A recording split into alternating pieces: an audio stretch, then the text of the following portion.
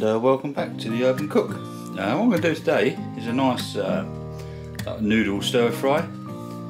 It's called Pansit Bihon Guisado. I think that's how you say it. I'll put it in here what it's called. I might be wrong, but yeah. So what I've got is some like rice noodle stick things, some celery, onion, pepper, garlic, lime, some mushrooms, some soy sauce, some white wine, some sesame oil, black pepper, some chicken that's been boiled. I'm going to strip that. That's on the bone. I'm going to strip that up, and I've got some like some king prawns, and I'm going to shell these and clean them out and do all the good stuff to it. So we'll get started, and we'll see you soon.